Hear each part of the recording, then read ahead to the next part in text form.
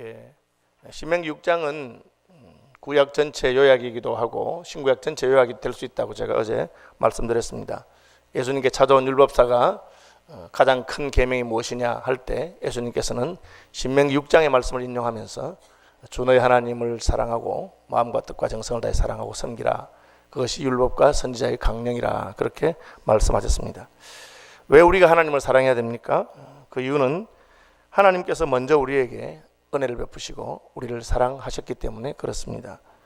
내 하나님 여호와께서 내 열조 아브라함과 이삭과 야곱을 향하여 내게 주리라 맹세하신 땅으로 너로 들어가게 하시고 내가 건축하지 아니한 그 아름다운 성읍을 얻게 하시며 내가 채우지 아니한 아름다운 물건이 가득한 집을 얻게 하시며 내가 파지 아니한 우물을 얻게 하시며 심지 아니한 포도원과 감람나무를 얻게 하사 너로 배불리 먹게 하실 때에, 여기 보면 내가 하지 않은 것을 받았다 그렇게 되어 있습니다. 그것이 은혜입니다. 우리가 누리는 것 가운데 아니 내가 수고해서 돈 벌고 내가 애써서 다 했지 어떻게 하나님이 내게 해주시는 게 뭐 어디 있어요? 그렇게 생각하는 사람들은 진짜 자신의 무시감을 폭로하는 것입니다. 우리가 날마다 숨을 쉬면서 공기를 값주고 숨쉬지 않습니다. 우리가 마시는 물도 하나님 주신 것입니다. 예, 저는 수도요금 내는데요. 예, 수도요금 몇만 원 내는 것이 물값이라고 생각하는 사람은 어리석은 사람입니다. 그것은 물 배달비요, 물 관리비지 물은 하나님께서 주시는 것입니다. 우리의 생명도 마찬가지입니다. 그뿐 아니라 우리를 구원하기 위해서 자기 아들을 주신 분이 하나님이십니다. 하나님께서는 이스라엘 백성들이 약속한 땅 가나안에 들어가서 그 모든 것을 누릴 때 하나님께서 그것을 주신 것, 하나님의 은혜로 받은 것을 깨닫게 되기를 바랐습니다. 이 은혜를 깨달을 때 우리가 하나님 말씀을 지키는 것입니다. 저도 목사니까 교인들이 믿음 생활을 제대로 하지 않는 거 보면 답답할 때가 많죠. 잔소리하고 싶은 마음이 막 꿀뚝 같습니다. 그런데 왜 제가 잔소리하지 않냐고 그걸 자꾸 일일이 꾸지람하지 않느냐. 제 마음에 은혜를 안 받았기 때문에 저런 건데 뭐 내가 잔소리한다고 되는 것이 아닙니다. 그럴 때마다 저는 내 말씀에 은혜가 부족한가 보다, 하나님께서 나를 덜 쓰시는가 그렇게 반성하는 것입니다. 여러분, 하나님께서 내게 은혜 베푸신 것을 깨닫고 알게 되면 저절로 충성하게 되어 있습니다. 그저 주님 위해서 못 죽어서 그렇게 주님 위해서 어떻게든지 살고 싶은 그런 마음이 드는 것입니다. 제가 부산 남교회 협동 목사로 있을 때 제자 중에 하나가 그렇게 하더라고요. 이 친구는 오토바이 가게 하는 친구인데 오토바이 가게를 자기가 이제 기술을 배워서 오토바이 수리하고 그렇게 합니다. 한 번은 새로 견섭직을 뽑았는데 짜장면 집에서 일하던 친구가 왔어요. 짜장면은 잘 뽑아요. 그러니까 이 오토바이 가게 사장이 너무 기뻐가지고 야, 너 잘 됐다. 우리 이제 토요일부터 문 닫고 이제부터 토요일 가게 문 닫고 짜장면 만들자. 그래서 짜장면을 300그릇씩 만들어서 주변의 사람들 전도하는 걸 하는 거예요, 교회에서. 그런데 이제 이 열심을 내는 젊은 청년을 교회에서 토요일 날 무슨 짜장면 하니까 노숙자 같은 사람들, 거지 같은 사람들, 이상한 사람들 오는데 막 그거 싫다고 잔소리를 하고 옆에서 그냥 하니까 그분이 그걸 포기하고 교회를 떠나버렸어요. 전도왕인데. 제가 우리 교회는 아니고 저는 그때 대구 있을 때지만 그 이야기를 듣고 마음이 너무 아파서 신방 한번 갔습니다. 신방 가서 이 집사 그래도 그것 때문에 그래 교회를 떠나면 되겠나 하고 제가 권고했는데 딱 한마디 듣고 제가 아무 말도 못 해봤어요. 저를 보고 이러더라고요. 눈에 눈물이 글썽글썽하면서 목사님, 저는 막 예수님을 위해서 팍 죽어버렸으면 좋겠습니다. 이러는 거예요. 저는 막 예수님을 위해서 팍 죽어버렸으면 좋겠습니다. 그 말 들으니까 제가 아무 말도 못했어요. 여러분, 우리 은혜를 받으면 주님을 위해서 내가 뭘 해도 조금도 아깝지도 않고 조금도 자랑스럽지도 않고 참 내가 주님을 위해서 다 드려도 부족하다. 왜? 이미 주께서 나를 위해서 자기의 모든 것을 주셨기 때문에. 그걸 깨닫게 되면 목사가 잔소리 한다고 듣고 하라고 해서 하는 것이 아닙니다. 하라고 하지 않아도 주님 위해 살고 싶은 마음이 가득한 것입니다. 하나님께서는 먼저 우리에게 은혜를 베푸시고 우리가 그 은혜를 깨닫게 되기를 바라고 있는 것입니다. 그런데 인생이 얼마나 간사하고 교만한지요. 진짜 가난하고 어려울 때는 하나님 은혜를 주셔서 나를 참 먹고 살게만 해주시면, 먹고 살게 되면 자기가 잘나서 그렇게 먹고 사는 줄 알고 있습니다. 하나님 나 좀 부자가 되게 해주시면, 부자가 되면 자기가 잘나서 자기가 똑똑해서 그렇게 된 줄 알고 있습니다. 진짜 하나님 사랑하는 사람이면 그렇게 계속 어리석은 짓을 하면 하나님 빼앗아 가십니다. 이놈아, 너가 잘나서 그런 것이 아니고 내가 은혜를 베푼 걸 모르니까 한번 내가 빼앗아 가볼까? 여러분, 하나님께서 왜 인생에 굴곡을 주십니까? 깨닫지 못하니까 흔드시는 것입니다. 하나님께서는 이스라엘 백성에게 너희가 약속의 땅 가나안에 들어가거든 그 땅에 들어가는 것이 하나님의 은혜인 줄 알아라. 후손들에게 분명히 가르쳐라. 우리는 종들이었다. 아비는 종이었다. 노예였다. 애굽의 바로의 종로로 타던 자들을 하나님께서 불쌍히 여기셔서 구원하시고 그 오합지졸들을 가지고 여기 크고 견고한 성읍들을 다 차지하게 하시고 힘세고 강한 안악자손들 물리치게 하신 것을 잊어버리면 절대 안 된다. 그렇게 가르치라고 말하고 있습니다. 왜? 은혜를 알아야 우리가 은혜를 알아야 하나님을 섬기는 자가 되기 때문에 그렇습니다. 예수 믿는 것이 재미가 없고 충성하는 것이 귀찮고 다른 사람들이 나를 조금만 뒤에서 딴말하면 뒷담하면 듣기 싫고 그렇습니까? 여러분, 우리가 은혜에서 떨어져서 그렇습니다. 은혜에서 떨어지지 않도록 힘쓰고 은혜를 붙드는 저와 여러분들이 되시기를 바랍니다. 예수님을 믿을 때 예수님께서 나를 위해 하신 것을 우리가 잊어버리면 안 됩니다. 환경이 변하면 우리는 얼마든지 그렇게 변할 가능성이 있는 존재인 것을 알아야 됩니다. 한국교회가 세계적으로 존경받는 교회였습니다. 칭찬받는 교회였습니다. 얼마나 애절하고 간절하고 그리고 그 가난하고 어려운 가운데서 하나님 얼마나 잘 섬겼는지 모릅니다. 지금 북한이나 중국의 지하교회 그런 분들이 있어요. 저희 교회 협동 목사로 와 계시는 김동춘 목사가 연변에 있을 때 중국인 사역했잖아요. 그런데 중국인 사역하다가 조선족들이 사역하다가 북한에서 꽃제비들이 건너오는 거예요. 그러니까 할 수 없이 어떻게 하겠어요? 할 수 없이 거두는데 이 꽃제비들을 거두는 건 잘못하면 이게 북한과의 관계가 문제가 되고 납치되기도 하고 그렇기 때문에 굉장히 위험한 사역입니다. 그래서 그래도 거두어서 먹이다가 뭐 어떻게 먹는 것만 주겠습니까? 복음을 주잖아요. 그러니까 그 친구들 가운데 예수 믿는 친구들이 생겨났어요. 한 번은 진짜 북한에서 건너왔다는데 너무너무 성경 공부를 열심히 하고 충성하고 그런 저런 친구가 있나 싶었어요. 그런데 어느 날 갑자기 그 친구가 사라졌어요. 그래서 어디 갔나 했는데 편지가 하나 있어요. 편지를 보고 얼마나 놀란지 모른다고 합니다. 편지에 선생님, 저는 사실은 북한에서 온 보이부입니다. 선생님 같은 사람들 잡아가려고 온 사람이에요. 그런데 제가 그냥 갑니다.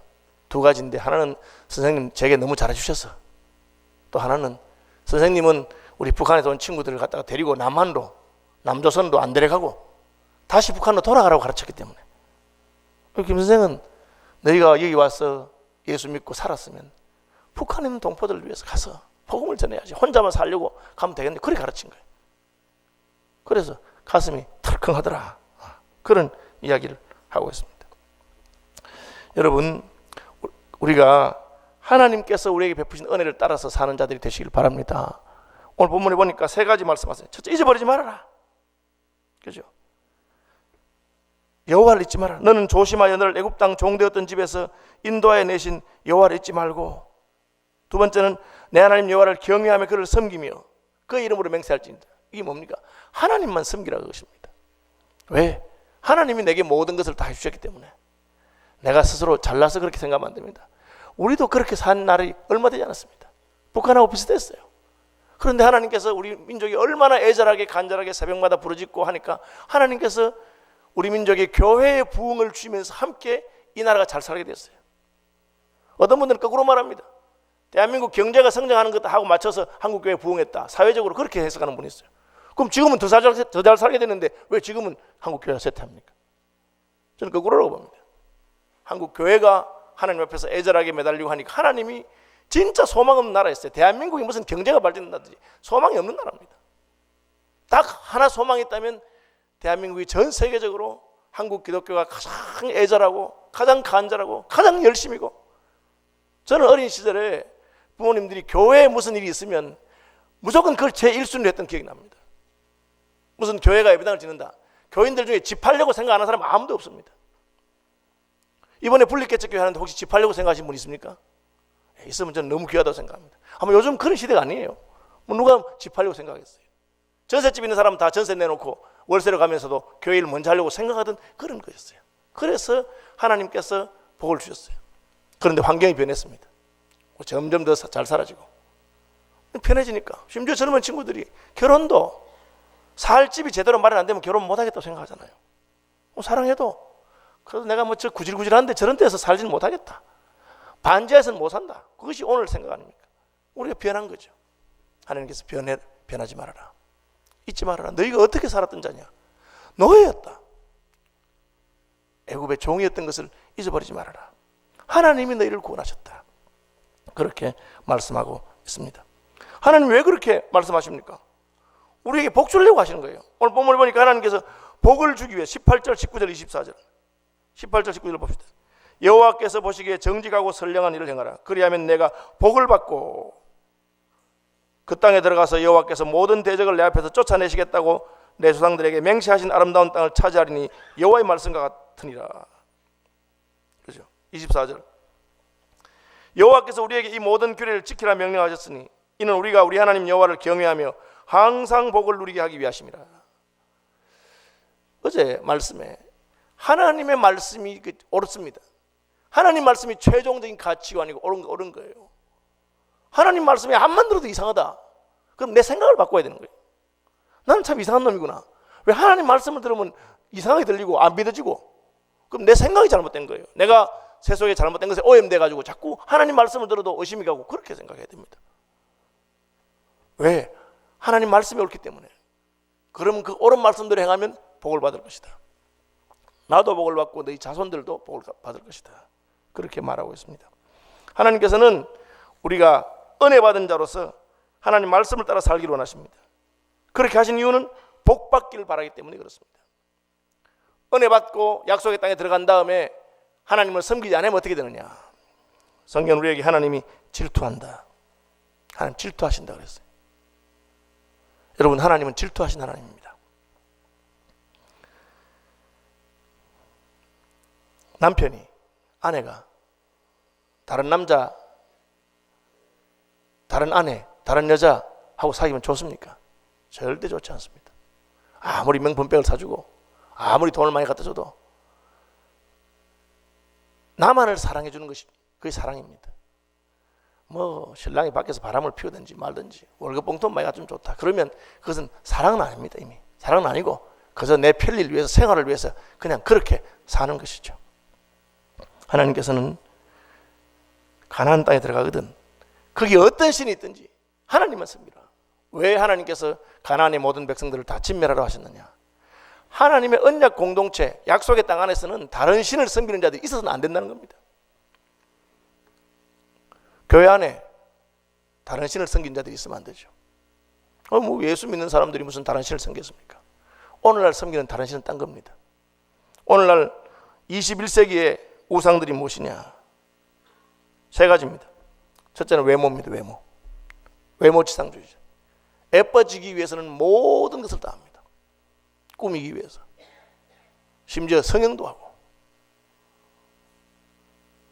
남에게 아름다워 보이는 옷을 입고 화장하고 거기에 모든 것을 다 쏟습니다. 예쁜 것이 나쁠 것도 없고 예뻐 보이는 나쁠 건 없습니다. 그러나 그것을 하나님보다 더 귀하게 생각합니다. 신랑감 신부감 택할 때 다 외모를 보고 선택합니다. 그것은 하나님 앞에서 잘못된 것입니다. 또 뭘 이야기합니까? 돈이죠. 돈이 신이 됐습니다. 옛날에는 그래도 우리가 양반에 뭐 이게 좀 있어가지고 부자라도 졸부에 대해서는 좀 우습게 보려고 하는 그게 있었습니다. 지금은 아무 상관없습니다. 수단과 방법을 가리지 않고 돈만 많이 벌면 돈이 양반이고 돈이 벼슬이고 돈이 최고입니다. 그런 시대가 됐습니다. 예수 믿는 사람들은 그러면 안 됩니다. 예수 믿는 사람들은 다른 데는 다 그래도 교회 안에서는 아무리 돈이 많아도 돈으로 할 수 없는 것들이 있어야 됩니다. 그러니까 그가 돈이 아무리 많아도 돈 많다고 집사되고 돈 많다고 장로되고 돈 많다고 목사되고 그런 거 아니죠. 마지막으로 뭡니까? 자기 자신이죠. 자기 자신이 우상입니다. 내가 하고 싶은 건 뭐든지 다 해야 됩니다. 내가 하기 싫은 걸 시키면 목사든지 교회든지 하나님이라도 내가 하기 싫은 걸 시키면 싫습니다. 그냥 버려두세요. 내가 알아서 하겠다는 거죠. 이 세 가지가 이 시대의 우상입니다. 하나님께서는 내가 하기 싫어도 주께서 말씀하시니까 말씀하신 대로 그렇게 하는 것을 복되다고 하십니다. 예수 믿는 자의 싸움이 무엇입니까? 자기 자신과의 싸움입니다. 싸움이 무엇입니까? 돈과의 싸움입니다. 싸움이 무엇입니까? 다른 사람들의 눈과의 싸움입니다. 너 예쁘다. 너 아름답다. 그 말에 미치는 시대입니다. 하나님께서는 질투하십니다. 다 그런 것 아니라 오직 하나님만을, 다른 사람들이 어떻게 생각하든지 주님이 나를 어떻게 보실까. 하나님께서 우리 중심을 보시는데 하나님 앞에서 여러분의 중심이 외모보다 아름다운 분들이 되시길 바랍니다. 돈하고 하나님하고 당길 때 하나님 편으로 가시길 바랍니다. 내가 돈을 사랑하느냐 하나님 사랑하느냐 어떻게 알 수 있냐, 확 당겨보면 압니다. 돈이 나를 당기고 하나님 나를 당깁니다. 어디로 갈 것입니까? 여러분, 월급 더 많이 주고 연봉이 더 올라가고 소득이 많은 것이 반드시 하나님 기뻐하는 직장은 아닙니다. 우리 선배들은 주일 잘 지키기 위해서 좋은 직장 많이 포기했습니다. 그분들이 바보입니까? 아닙니다. 하나님을 더 사랑했기 때문에 그런 것입니다. 불의한 방법으로 얼마든지 돈을 벌 수 있지만 거절했습니다. 바보입니까? 아닙니다. 그분들이 하나님 때문에 거절한 돈은 천국에 다 헌금한 것 같습니다. 꼭 무슨 교회 헌금함에 넣는 것만 헌금 아닙니다. 내가 주님을 위해서 살려고, 바르게 살기 위해서 하나님 말씀대로 살다가 포기한 모든 것은 하나님께서 받으신 줄로 믿으시길 바랍니다. 그 마지막에 결국 내가 안 되는 게 뭐예요? 나 자신입니다. 하나님이 말려도 안 되겠다는 사람이 있어요. 성질이 나면. 한번 성질이 나면 하나님께서 싫어하실 텐데도 자기 성질대로 해야 직성이 풀리고, 자기가 좋은 것은 하나님께서 안 되더라고요. 여러분, 하나님보다 더 사랑하는 것이 없기를 바랍니다. 그것을 말씀하세요. 그 주님만 섬기라. 그러면 내가 복을 주겠다. 여러분, 하나님의 구원을 믿으십니까? 믿으시기 바랍니다. 구원을 주신 하나님께서 아들과 함께 모든 것을 주시겠다고 하신 약속의 말씀도 같이 믿으시기 바랍니다. 우리가 예수 믿고 천국 가는 걸 믿는다고 그래요. 그러나 하나님 말씀대로 살면 하나님이 복을 주겠다는 건 압니다. 약속의 땅에 들어가거든 여러분, 예수 믿는 사람은 하나님의 복으로만 사는 것입니다. 내가 아무리 노력하고 애써도 그냥 세상 사람보다 더 안 돼. 세상 사람들은 열의 수고를 해서 열을 얻으면 우리는 열의 수고를 해서 5밖에 못 얻을 때가 있어요. 그런데 어떻게 삽니까? 하나님께서 우리에게 복을 주시는 것입니다. 넌 나를 믿어라. 내가 너를 구원한 것처럼 내가 너를 책임지겠다. 아들을 아끼지 아니하고 내게 주었으니까 아들과 함께 모든 것을 주겠다고 말씀하고 계십니다. 마지막으로 하나님께서는 이 은혜를 너희 자녀들에게 전승하라고 말하고 계십니다. 후일에 내 아들이 내게 묻기를 우리 하나님 여호와께서 명령하신 증거와 규례와 법도가 무슨 뜻이냐 하거든. 절대 입으로 부인하면 안 됩니다. 너희 아버지가 잘나서 너희가 잘 산다. 내가 젊은 시절에 얼마나 고생했는 줄 아느냐. 절대 그런 말 하지 마십시오. 너희 아버지는 별 보잘것없는 사람이었다. 그런데 예수 믿어서 하나님의 은혜로 내가 여기까지 왔다. 참 나도 너나 별 다름없는 사람이었다. 그렇죠. 저는 그렇게 말하는 사람들 많이 못 봤어요. 대부분이 우리 젊을 때는 얼마나 열심히 하고 우리는 어떻게 했는데 너희는 뭐 그렇게 하느냐, 그렇게 말합니다. 물론 그 말이 사실일 수 있습니다만은 하나님께서는 자녀들에게 우리는 종이었고 우리는 보잘것없는 자였고 우리는 아무것도 안 했는데 하나님께서 큰 권능과 사랑으로 우리를 이곳까지 오게 했다. 우리에게는 그것밖에 없다. 너 절대 잊어버리지 마라. 지금이라도 하나님 놓치면 너희는 끝이다. 하나님 은혜가 우리를 살리시고 하나님 은혜가 우리를 복 주시는 것을 기억하라. 그렇게 말하고 있습니다. 큰 권능의 손으로 우리를 애굽에서 인도하여 내셨다. 우리 목전에서 크고 두려운 이적과 기사를 애굽과 바로와 그 온 집에 베푸셨다. 우리를 인도하셨다. 그러므로 하나님을 경외하고 하나님을 섬기는 자가 되기를 바란다. 여러분, 구원받은 백성으로서 하나님을 잊어버리지 마시는 분이 되시길 바랍니다. 하나님이 복의 근원이십니다. 다시 한번 이 아침에도 하나님 앞에서 하나님, 제가 지금 이만큼 사는 것이 다 하나님의 은혜인 것을 고백합니다. 우리와 우리 자손들이 주님만을 섬기고 세상의 풍조를 따라가지 아니하고 다른 신을 섬기지 않겠습니다. 그렇게 말로 먼저 고백하십시오. 하나님 감사합니다. 저는 하나님 은혜로 이곳까지 왔습니다. 앞으로도 하나님 은혜로 살겠습니다. 그렇게 고백하는 우리가 되고 그렇게 고백하는 서울시민교회가 되시기를 바랍니다. 우리 합심해서 기도할 기도 제목 있습니다. 띄워주시면 좋겠습니다. 같이 한번 읽어보겠습니다. 갈 사람 시작. 갈 사람 돕는 사람 보내는 사람이 같은 뜻, 같은 마음, 같은 생각으로 분리개척에 동참하게 하옵소서. 구리 지역에 세워지는 우리 시민교회를 통해서 죽어가는 많은 영혼들이 살아나는 역사가 일어나게 하옵소서. 축복.